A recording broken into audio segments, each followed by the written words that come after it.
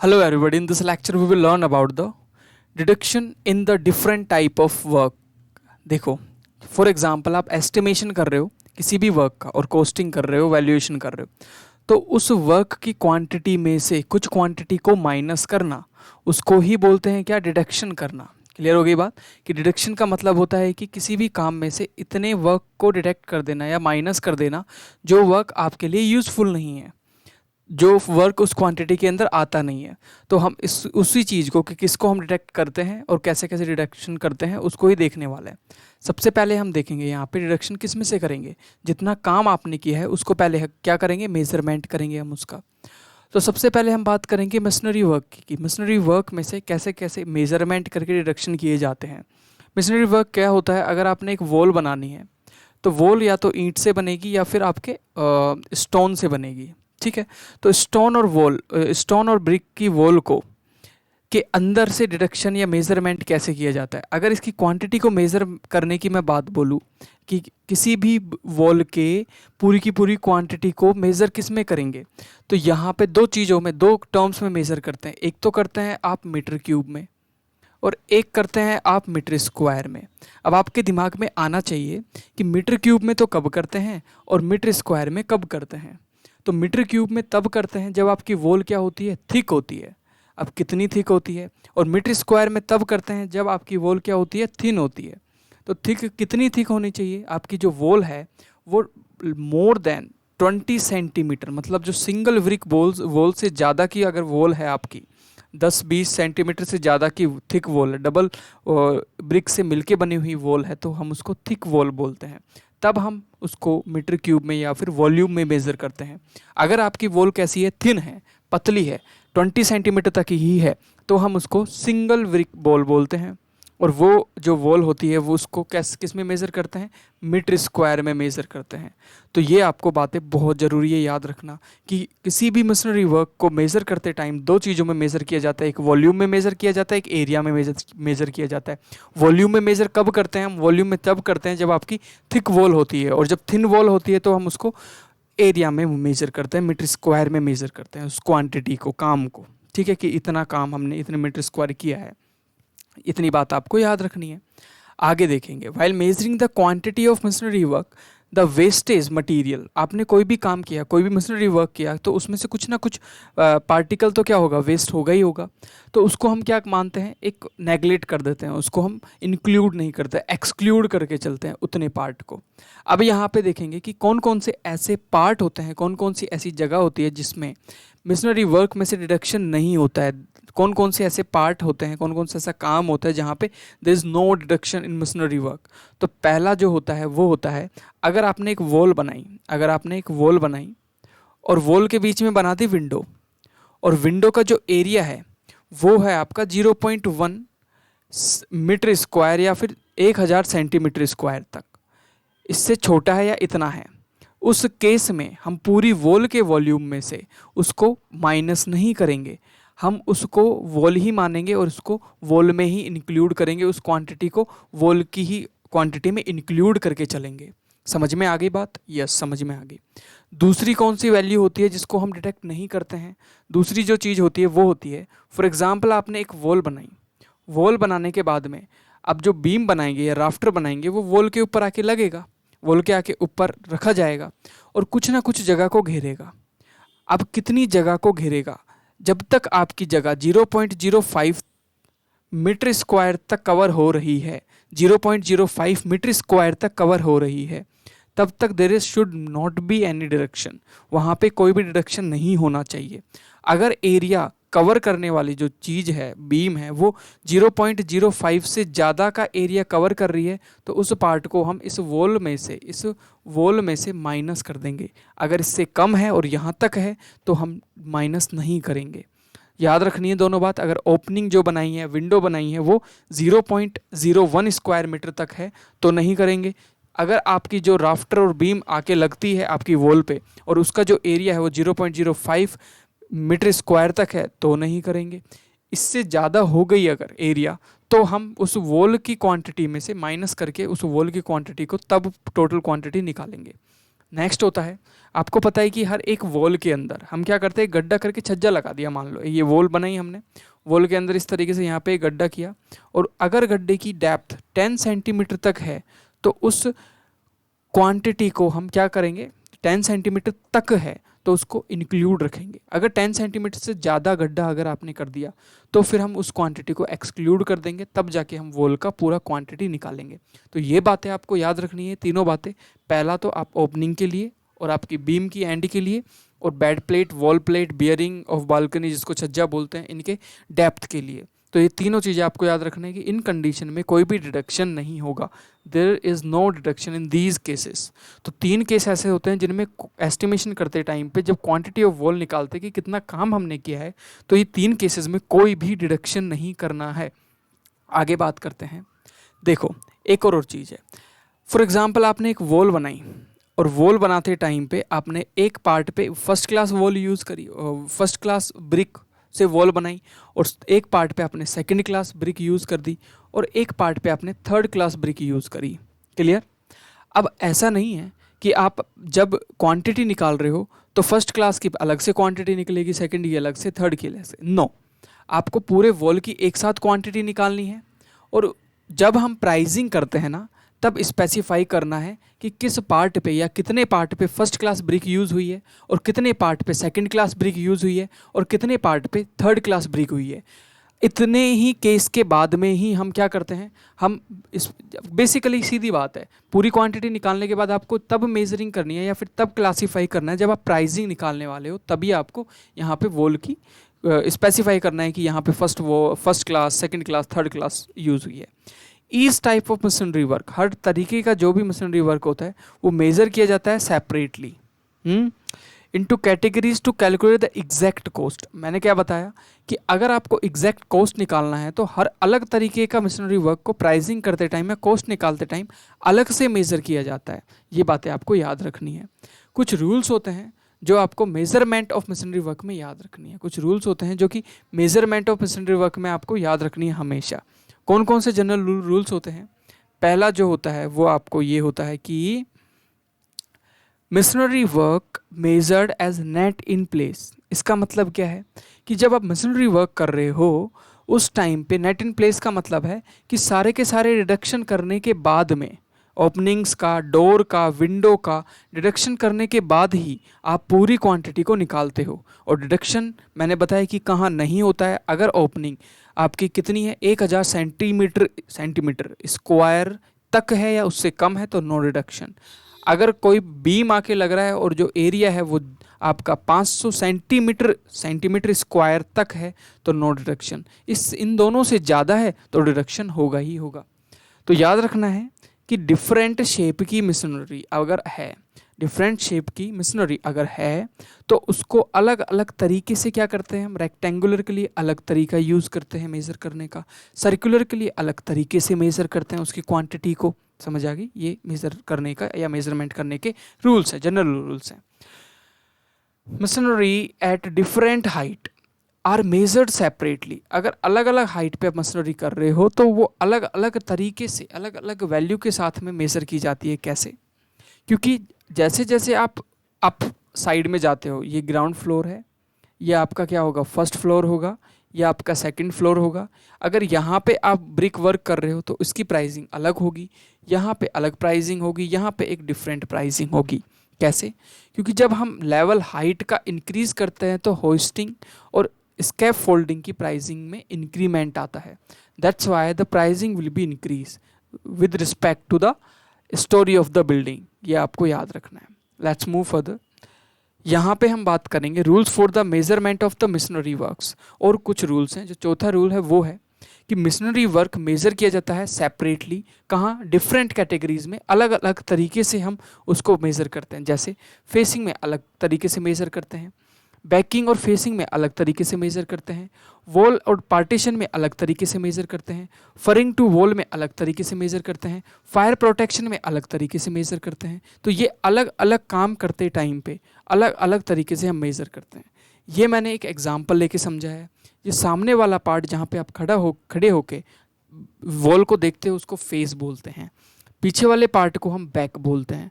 तो फेस का फेस की जो एस्टिमेशन या मेजरमेंट होती है वो अलग से की जाती है, बैकिंग की जो मेजरमेंट होती है वो अलग तरीके से की जाती है। तो ये चीज़ें आपको याद रखनी है।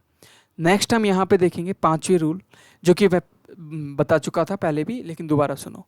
Machinery work which require cleaning of surface, मतलब आपने यहाँ पे मशीनरी वर्क किया, आपने ईंट लगाई, या फिर उसके ऊपर जब आप प्लास्टरिंग करोगे या फिर कोई भी क्लीनिंग वर्क करोगे जो कि एरिया को कवर करने वाला काम हो, वो हमेशा स्क्वायर मीटर या स्क्वायर फीट में मेजर किया जाता है, क्योंकि काम कैसा है, एरिया को कवर करने वाला काम है।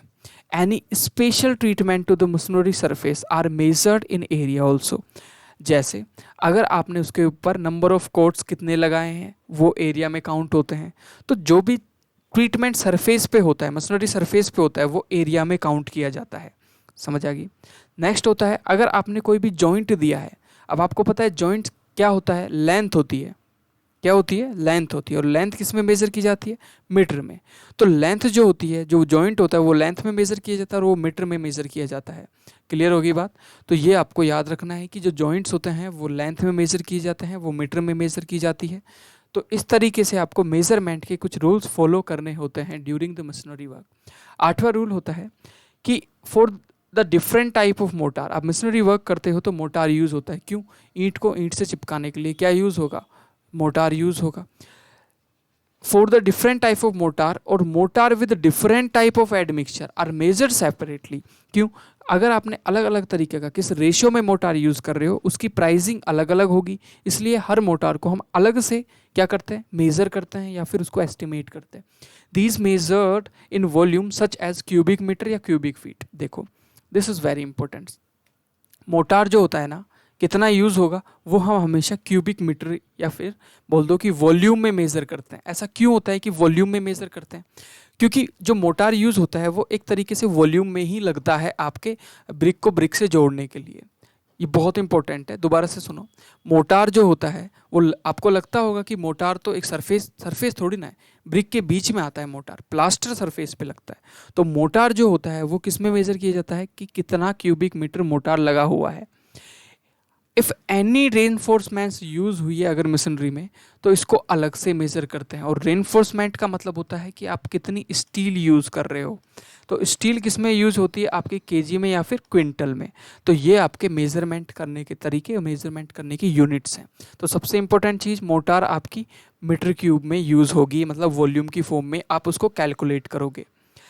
नेक्स्ट हम बात करेंगे यहाँ पे, brick machinery is measured in volume. I already told you, stone हो या फिर कोई भी हो वो वॉल्यूम में ही मेजर होती है। लेकिन अगर थिन वॉल है ना, 20 सेंटीमीटर की वॉल है, तो हम उसको एरिया में मेजर करेंगे। क्लियर।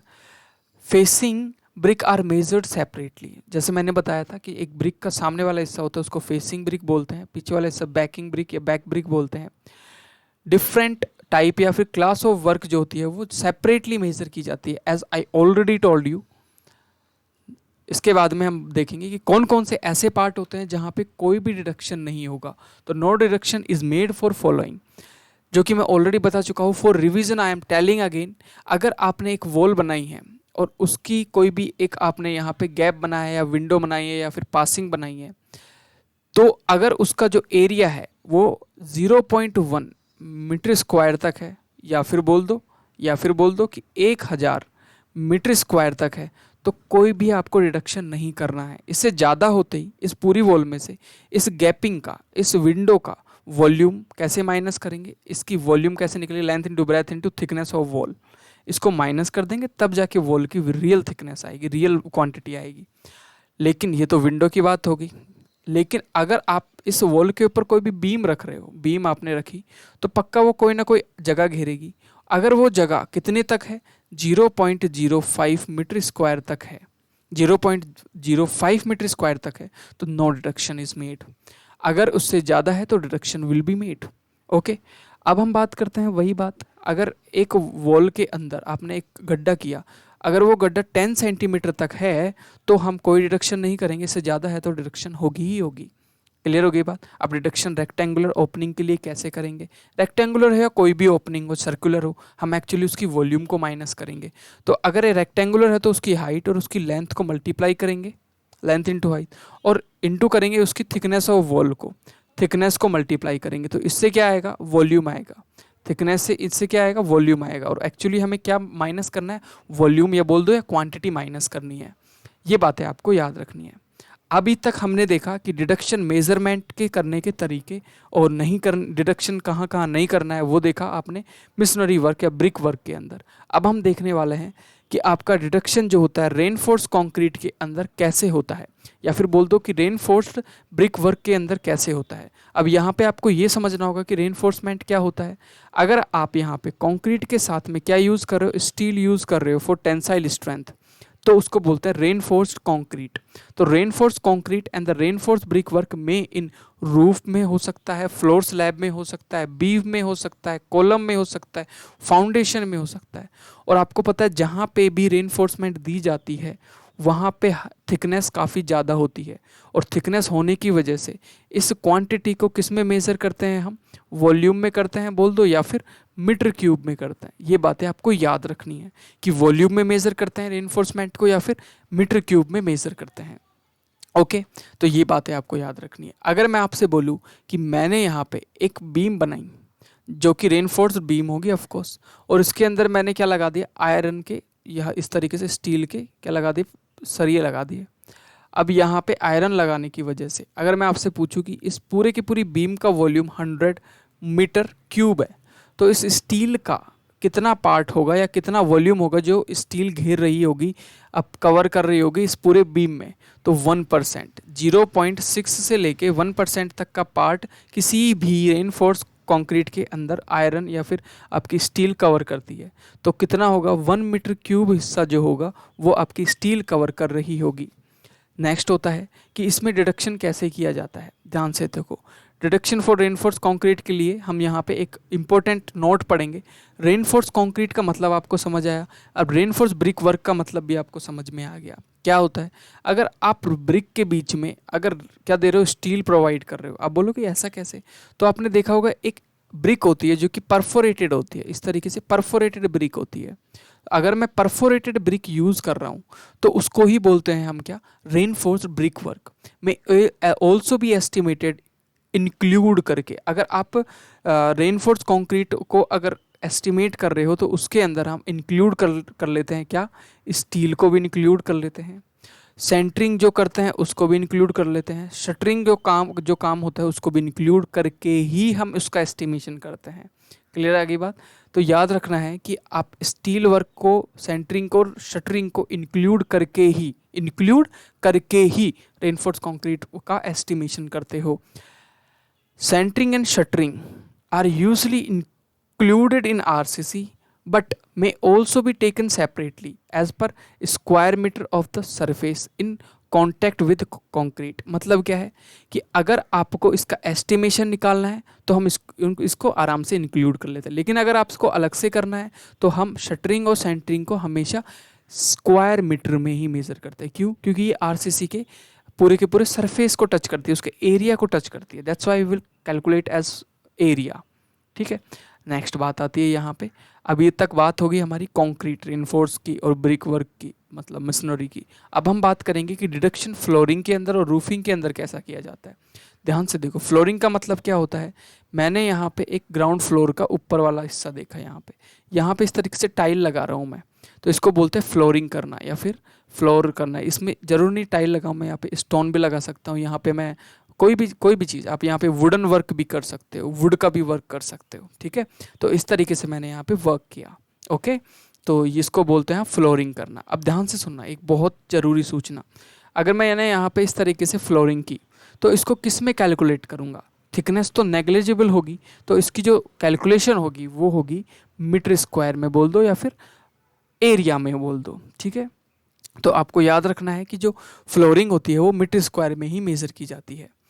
नेक्स्ट होता है कि जो फॉर एग्जांपल ये एक रूम है, ये let me change colour to show in different colour. ये एक रूम है, मान लो कोई भी एक रूम है, तो अगर मुझे एरिया निकालना है कि फ्लोरिंग कहाँ से, तो इनर से इनर का एरिया ही आपको निकालना है।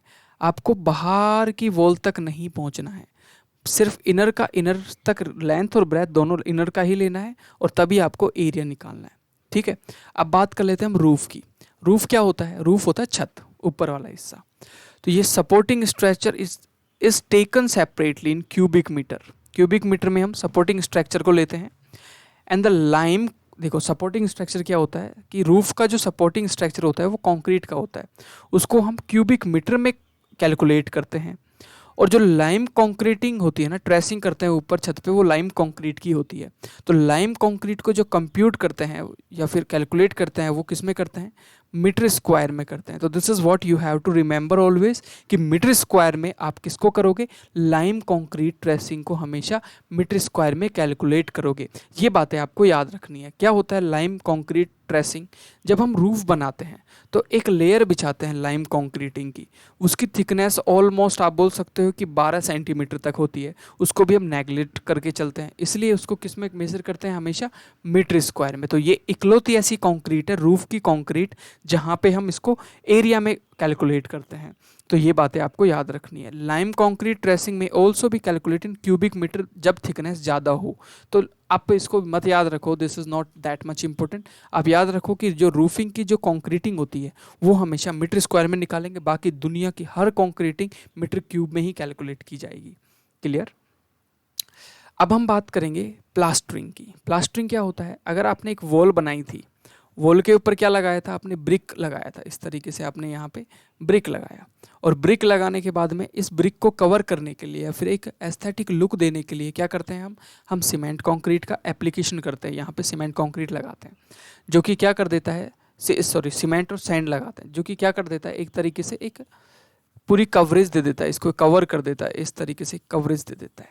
ठीक है, इस तरीके से कवर कर देता है, ढक देता है, हम बोल सकते हैं ढक देता है कंप्लीटली, इसको कंप्लीटली ढक देगा, ढक दिया completely. Okay, now what next हम देखेंगे कि जो थिकनेस होती है वो average, on an average plastering की थिकनेस 12 mm होती है। तो 12 mm थिकनेस को हम नेगलेक्ट कर सकते हैं, बिल्कुल कर सकते हैं। तो इसको किस में कैलकुलेट करोगे, प्लास्टरिंग को किस में कैलकुलेट करोगे, हम करेंगे मीटर स्क्वायर में कैलकुलेट करेंगे, एरिया की तरह इसको कंसिडर करेंगे। ठीक है, जो प्लास्टरिंग के अंदर जो कैलकुलेशंस होंगी वो कैसे होंगी, वो बिल्कुल वैसे ही होंगी जैसे हम वॉल के अंदर कर रहे थे। बीम, पोस्ट और राफ्टर के अंदर कोई रिडक्शन नहीं होगा प्लास्टरिंग के ड्यूरिंग। ठीक है, नेक्स्ट होता है यहाँ पे जो स्मॉल ओपनिंग्स होती हैं, ये ध्यान से सुनना, दिस इज इम्पोर्टेंट। अगर आपने यहाँ पे इस वॉल पे प्लास्टरिंग की और यहाँ पे अगर एक ओपनिंग है, उसका एरिया 0.5 मीटर स्क्वायर तक है तो कोई डिडक्शन नहीं। और अगर 0.5 से लेके और 3 मीटर स्क्वायर के बीच में है, 3 मीटर स्क्वायर के बीच में है, कितना है, अगर ये एरिया बढ़ जाता है और कितना हो जाता है, 0.5 और 3 के बीच में हो जाता है, मीटर स्क्वायर के बीच में, तो वॉल दोनों तरफ से प्लास्टर्ड होगी, तो हम एक तरफ का प्लास्टर ही इसके अंदर इंक्लूड करेंगे। समझ में आ गई बात, एक तरफ का प्लास्टरिंग पार्ट ही हम इसमें एस्टिमेशन में प्लास्टर एज अ प्लास्टर की यहाँ पे प्लास्टर हुआ है, हम एक तरफ का पार्ट ही इंक्लूड करेंगे।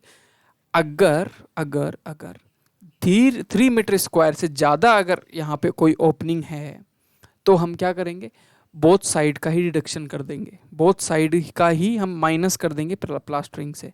तो याद रखना है, ओपनिंग के केस में अगर ओपनिंग के 3 यहाँ पे हैं, 0.5 मीटर स्क्वायर, 3 मीटर स्क्वायर और मोर देन 3 मीटर स्क्वायर, अगर ओपनिंग इतनी है तो नो डिडक्शन। अगर इन दोनों के बीच में है तो वन साइड डिडक्शन, एक साइड का इंक्लूड कर लेंगे और एक साइड का डिडक्शन कर देंगे। और इससे ज़्यादा है, 3 मीटर स्क्वायर का एरिया अगर ज़्यादा है ओपनिंग का, तो हम बोथ साइड से प्लास्टरिंग का क्या कर देंगे, डिडक्शन कर देंगे। तो this is what you have to remember. Okay, तो ये आपको मैंने बता दिया है, ये दोनों बातें मैंने ऑलरेडी बता दी है, you can note these values.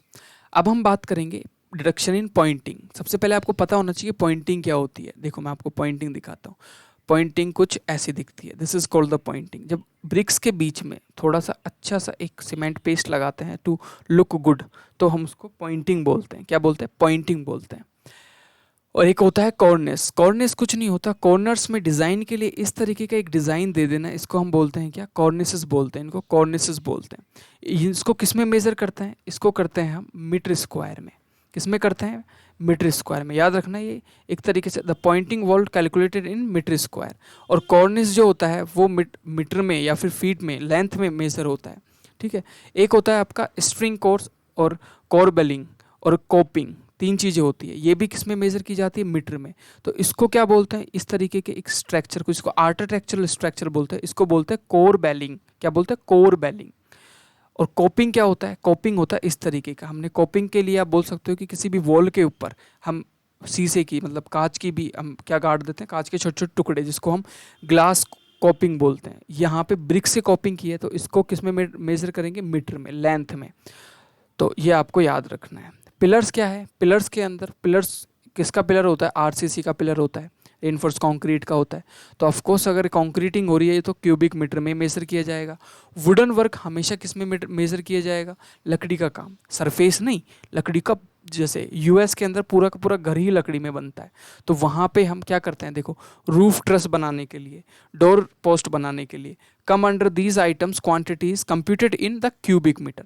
Would की बीम बना रहे हो, वुड का पोस्ट बना रहे हो, वुडन रूफ ट्रस बना रहे हो, तो पूरी की पूरी क्वांटिटी को हम किस में मेजर करते हैं? वुड की क्वांटिटी। अगर आप वुड की बीम, पोस्ट सब कुछ बना रहे हो तो wood will be measure in metre cube या क्यूबिक मीटर या वॉल्यूम।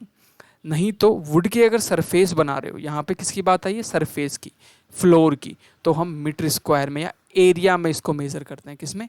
एरिया में। तो ये बातें आपको याद रखनी है भाई। तो इस तरीके से अब आयरन, लोहा कितना यूज़ करना है, इसको मेज़र किस में करते हैं? लोहे को मेज़र करते हैं केजी में। आई ऑलरेडी टोल्ड यू। अगर केजी नहीं दिया हुआ तो क्विंटल आप लिख सकते हो। तो आप इस तरीके से इसको मेज़र करते हो। द वेट पर रनिंग मीटर आप कैसे मेजर करते हो? आपने फॉर एग्जांपल एक बीम बनानी है, बीम का 1 मीटर के अंदर कितना आयरन यूज़ होगा, 1 मीटर के अंदर कितना आयरन यूज़ होगा, कि कितना क्विंटल होगा, कितना केजी होगा। इस तरीके से इसको, स्टील सेक्शन को हम देखते हैं। ठीक है, तो आपको याद रखना है कि इस तरीके से इसको देखते हैं। अब बात करते हैं हम वाइट वॉशिंग की या कलर वॉशिंग की। देखो, वाइट वॉशिंग और कलर वॉशिंग किसके ऊपर होती है? प्लास्टर्ड पार्ट के ऊपर।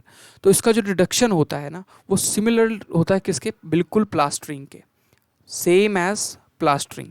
जो क्वांटिटीज होती है वो स्क्वायर मीटर में होती है, डिडक्शन भी इनका कैसे होता है? बिल्कुल प्लास्टरिंग की तरह। समझ में आ गई बात? जैसा प्लास्टरिंग का था, एक साइड का 0.5 तक नो डिडक्शन, 0.5 से अगर 3 मीटर स्क्वायर तक का एरिया है तो 1 साइड का डिडक्शन, और अगर एरिया जो आपके गैप का जो एरिया है मोर देन 3 मीटर स्क्वायर है तो भाई साहब दोनों तरफ से डिडक्शन करके फिर प्लास्टर्ड का क्वांटिटी निकालते हैं। तो I hope you got the point. This was the complete chapter. If you have any doubt please let me in the comment section. दोबारा से एक बार मैं बता देता हूँ, व्हाइट वॉश और कलर वॉश करते हैं वो, देखो, the quantity as computed in square metre. सबको पता है स्क्वायर मीटर में करते हैं, क्यों? क्योंकि ये भी सरफेस का काम है। The inside is usually whitewashed, distempered, and this item will be same as the outside plastered. जैसे बाहर के प्लास्टर को कैलकुलेट करेंगे वैसे इनर प्लास्टर को कैलकुलेट करेंगे। These items need not to be calculated separately, but simply written as the outside plaster and the inside plaster. बस इस तरीके से, जैसे प्लास्टर, आउटसाइड प्लास्टर को आउटसाइड प्लास्टर बोलते हैं, अंदर प्लास्टर करेंगे उसको इनसाइड प्लास्टर बोलते हैं। उसके ऊपर जितने एरिया पे प्लास्टर किया है उसी एरिया के ऊपर आपको क्या करना है? वाइट वॉश करना है, स्टम्परिंग करना है, बस मल्टीप्लाई कर देते हैं। तो this was the complete chapter. If you have any doubt please let me know in the comment section. Thank you.